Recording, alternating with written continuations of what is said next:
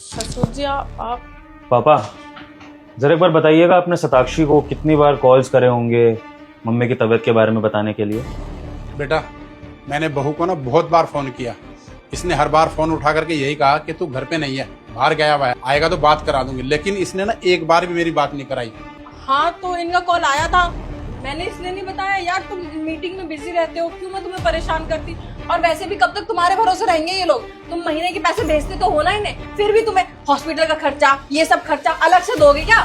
शताक्षी शायद तुमने कॉल पे ध्यान से सुना नहीं था, मेरी माँ का आखिरी टाइम चल रहा है, कल को हो सकता है कोई बात हो जाए, तो फिर तुमने एक बार भी नहीं सोचा कि एक बेटा अपनी माँ के आखिरी समय में उनके पास नहीं होगा तो कैसा लगेगा? यार प्लीज बस बहुत हो गया, कब तक माँ बाप का ही देखते रहोगे? आगे का नहीं सोचना क्या, मेरा नहीं सोचना? अगर हम बच्चा प्लान करेंगे फ्यूचर का नहीं सोचना क्या, सेविंग्स नहीं करनी? अगर इनके पीछे ही सारे पैसे लगाते रहोगे तो हमारी सेविंग्स कब होंगी? कौन सा फ्यूचर, कौन सी फैमिली प्लानिंग? जब मैं अपने माँ बाप का ध्यान नहीं रख पा रहा तो मैं क्या फ्यूचर बनाऊंगा अपना? शताक्षी, अगर मेरे पेरेंट्स की जगह तुम्हारे पेरेंट्स होते और मैं तुम्हारी माँ के लिए ऐसा बोलता, कहता कि मरने दो अपनी माँ को, मत जाओ यहाँ से, तो तुम्हें कैसा फील होता? यार तुम बार बार गाँव चले जाते हो, हफ्ते हफ्ते भर बाद आते हो, मैं अकेले घर में रहती हूँ, मुझे डर लगता है अकेले रहने में। मेरे माँ बाप के साथ गाँव रह लेते, मना तो नहीं किया था।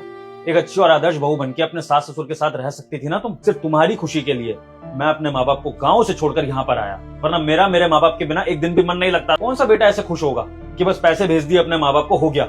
जिम्मेदारी नाम की भी कोई चीज होती है। मैं भी चाहता था कि अपने हाथों से अपने माँ बाप की सेवा करूं, उनके पैर दबाऊं। पापा बहुत हो गया, मैं इस लड़की के साथ अब एक पल भी और नहीं रह सकता हूँ, डिवोर्स ले रहा हूँ मैं इससे। विभोर क्या बोल रहे हो, मैं कहाँ जाऊंगी, यही मेरा घर है यार।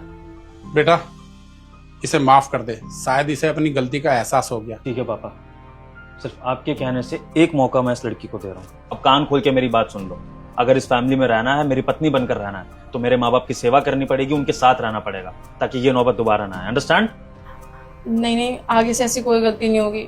अब मैं आपके मम्मी पापा की सेवा ऐसे ही करूंगी जैसे मैं अपनी मम्मी पापा की करती थी। मैं आगे से ध्यान रखूंगी। सॉरी, मुझे माफ कर दो। और मैं भी चलूँ हॉस्पिटल? ठीक है बेटा, जाओ संभाल लिया। चलिए पापा, मैं गाड़ी निकालता हूँ।